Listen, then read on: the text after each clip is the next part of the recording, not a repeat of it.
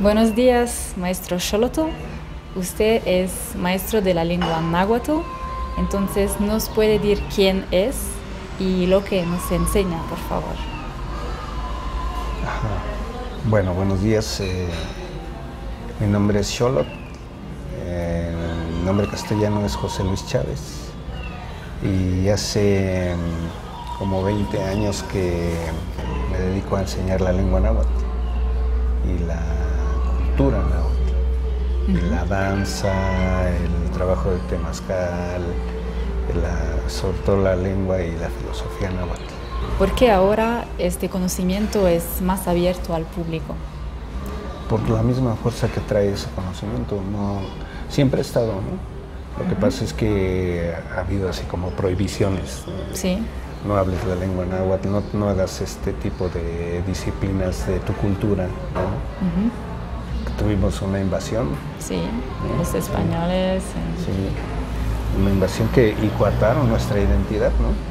Está y coartada. Aquí también, ¿no? Sí. Se puede hablar de invasión de nuestra conciencia. Así es. Sí, todo el sistema comercial ¿sí? viene de fuera.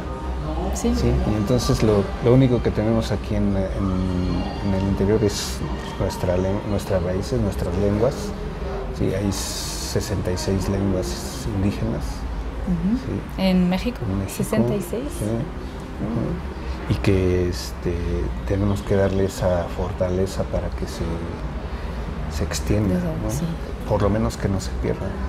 Sí. Sí, porque muere una lengua y el mundo también se perjudica. Y la tradición, lo que lleva, ¿no? Pues lo que pasa es que cuando llegan, sí, quieren imponer, ¿no? Que la evangelización, ¿no? A través de la cruz y la espada, ¿no? Sí. Y bueno, se hace una fusión, ¿no?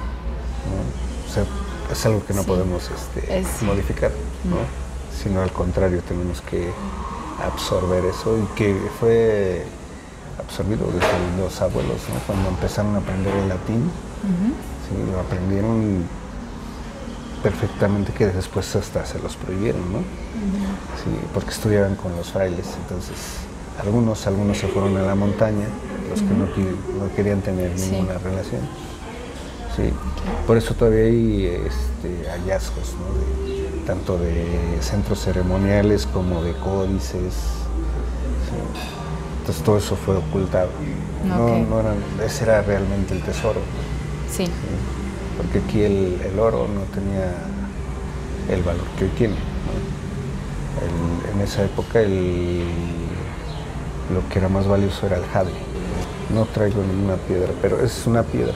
Ok. Ajá. ¿Y qué se hace con esta piedra? Pues era la que se utilizaba más para adornar, para collares. Okay. El conocer nuestra lengua es tan importante, ¿sí? Porque uno va recuperando esa identidad coartada. ¿Sí? Empiezas a tener ese pensamiento de libertad. En México, antes de la invasión de los españoles, ¿se hablaba náhuatl? Se hablaban varias lenguas, ¿no? Pero el náhuatl era así como la lengua franca. Ah, ok. Sí. En Morelos y pues en todo el Mesoamérica. Incluso se habla de Nicaragua, ¿no? Sí. Okay. De hecho, Nicaragua tiene una raíz que es probablemente náhuatl, Nican anáhuatl, ¿no? Hasta aquí el anáhuatl. Okay. Y el anáhuatl será todo el territorio, ¿no? El lugar rodeado de agua. En El Salvador le llaman pipil. Pero entonces se pueden entender las diferentes personas que son de México, Salvador. Hay regionalismos, ¿sí? ¿No? Pero la esencia es la misma. Es la misma. Sí. Okay. Es tipo como Rusia, Polonia, Ucrania. Todo sí, hay cambios, pero... por ejemplo, en las pronunciaciones, ¿no? Por ejemplo, en algunas zonas, en lugar de decir Atecocoli, dicen Ategoboli. O, por ejemplo, aquí en los lugares que tenemos en el Distrito Federal, ¿no? Churubusco, pues fue por la mala pronunciación castellana, ¿no? Es Huitzilopochtli. ¿no? Sí. Entonces fue y Cuernavaca, ¿no? Ujú. Cuauhnáhuac, Sí, ¿sí? Cuernavaca. Y lo llamaron Cuernavaca, ¿no? Pues porque no entendían el Ok. lenguaje de los castellanos, ¿no? Entonces es de náhuatl, se tradució directamente en Cuernavaca. Sí, hubo lugares que, por ejemplo, a Huitzilopochtli. Ujú. Huitzilopochtli es una fuerza, ¿sí? Es la fuerza de voluntad, Ok. ¿no? Y todo el mundo le dice el dios de la guerra. Ujú. Aquí no había dioses, No había dioses. no había dioses, ¿Qué había? ¿no? Es, por ejemplo, te voy a decir Tlaloc, Claro. que le dicen el dios de la lluvia. Ujú. Ujú. Lingüísticamente tiene Tlali, que quiere decir tierra, y Oc, ¿sí? Tiene dos conceptos, como Octli, que es licor. Ujú. Ajá. Y entonces Tlaloctli sería el nombre de Tlaloc. Ajá. Tlaloctli. Ok, claro. Pero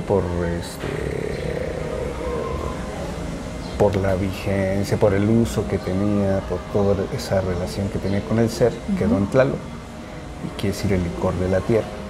Ajá. Ah, ok. Y el licor de la tierra es la lluvia, Sí, es la lluvia en sí, ¿no? Entonces no es ningún dios, es la lluvia. la lluvia, pero también las flumes, océanos, ¿no? Ajá, pero ahí hay una parte femenina que es Chalchutlicue, ¿no? Chalchutlicue, que quiere decir la de falda de jade. Ahí existe la metáfora, la metonimia, la onomatopeya. Ajá, Sí. ¿sí? Y entonces la de falda de jade es la que tiene esa como falda, que son las aguas horizontales, sí. los ríos, los mares. Ok. ¿sí? Y claro, también tienen que ver con Tlaloc, como el licor de la tierra, ¿no? Y la otra es, por ejemplo, Tlali, sigue siendo tierra, y Oc es el verbo estar echado o acostarse, ¿no? Ok. O extenderse. Sí. ¿no? Entonces es el que se extiende en la tierra. Y eso es lo que hace la lluvia, se extiende en la Así tierra. el que se ¿no? extiende en la tierra. ¿sí? Entonces, en la misma lengua puedes encontrar el significado de lo que es cada esencia. ¿no? Esto es profundo, ¿eh? Es profundo. Así es. Sí, entonces, por ejemplo, cuando llegan, hay una palabra que se confunde con el deus y el teus del latín y del griego. Sí, ¿no? sí. Ajá, y entonces es el teot. Teo. Ajá, entonces dijeron, ¿cómo se parece al deus teus, que es Dios? Entonces Teotl es Dios. Pero, entonces, si aquí existieran los dioses, tendríamos, por ejemplo, Huitzilopochtli, Huitzilopochtteotl, ¿no? Tendría que ser, porque si Teotl es Dios, tendría que ser Huitzilopochtteotl o Tezcatlipocateotl, ¿no? Por ejemplo. Pero no existen esas palabras. Entonces no había Dios, había fuerzas. Así es. Ok. ¿Quién le transformó en Dios? ¿Los españoles? Sí, sí. Ok. Sí, y eso se sigue transmitiendo académicamente, ¿no? ¿Y es solamente en la cultura tolteca que no había Dios o también en otras culturas tipo Perú? Bueno, creo que las culturas de este lado tenían la misma esencia. No sé realmente con los peruanos y cómo Ok. se manejan, ¿no? Pero de acá, pues, es mayas, mixtecos, zapotecos, olmecas, es la misma esencia. Y entonces, la tradición tolteca, ¿de dónde viene? ¿De los olmecos? ¿O... Sí, es toda una continuidad. Ok. Ajá. Olmecas, mayas, teotihuacanos, toltecas, y luego hasta llegar a los mexicas. Tenemos la cultura Pu, que son mayas, ¿no? Pu. Ajá. Entonces, por eso tú puedes ver las construcciones en Uxmal, por ejemplo. Sí. Ajá. Y luego ves en Chichén Itzá, Sí. ahí la fusión, ahí está la fusión de maya tolteca. Ajá. Ok, entonces sí es más o menos culturas diferentes que se funden. Es como cuando llegan aquí, ¿no? Los toltecas con los chichimecas. ¿Sí? Entonces, los toltecas traen un conocimiento, ¿sí? Y se une el conocimiento chichimeca. Okay. El conocimiento chichimeca, ¿en qué se basa? En el arco y la flecha. ¿Qué representa el arco? La reflexión. La flecha, la dirección, ¿no? Okay. ¿De qué? De la palabra, del pensamiento. ¿Sí? Aunque son instrumentos para la cacería, que ahí eran muy buenos, ¿sí? Tienen un simbolismo. Sí, y entonces se unen con los toltecas, con el conocimiento tolteca, ¿sí? Y entonces viene una transformación muy interesante, ¿no? Porque a pesar de que son ordenados en ese conocimiento, no tienen su arco y su flecha. Entonces, maestro Xolotl, ¿cuál es la esencia profunda de su enseñanza? La esencia es establecer un estado de comunión, un estado de comunicación con el ser humano y que el ser humano tenga ese vínculo con la naturaleza, con sus raíces, con su identidad que fue coartada. ¿Sí? La esencia de la lengua náhuatl es conocerse a sí mismo en el ser humano, conocer su raíz, quién es, de dónde viene, y así saber hacia dónde va. Entonces el náhuatl está en todas partes, ¿no? Está no solamente en los en México, alimentos, ¿no? En todas partes está, y el mexicano tiene la responsabilidad de honrar a los ancestros, conociendo algo de su cultura y sobre todo la lengua. ¿Cómo se aplica en la vida actual su enseñanza? Bueno, esa pregunta es un poco complicada porque en la ciudad es un poco difícil, ¿no? En la ciudad por todo el sistema comercial y toda la invasión comercial que tenemos. Pero uno puede reconocerlos, ¿no? Claro. Entonces, a través de cursos, ¿sí? Uno puede aplicar esa enseñanza, ¿sí?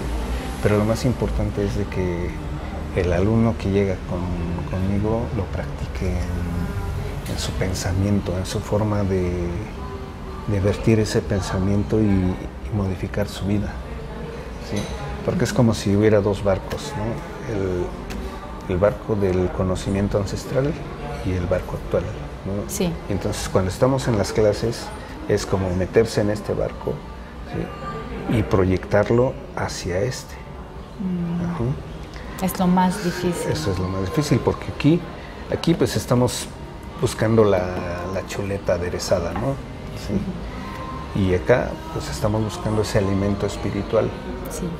Ese alimento interior, ¿sí?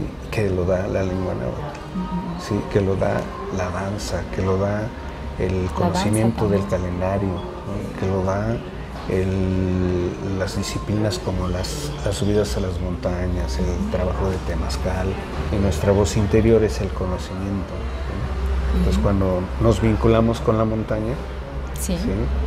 Ahí encontramos ese silencio interior.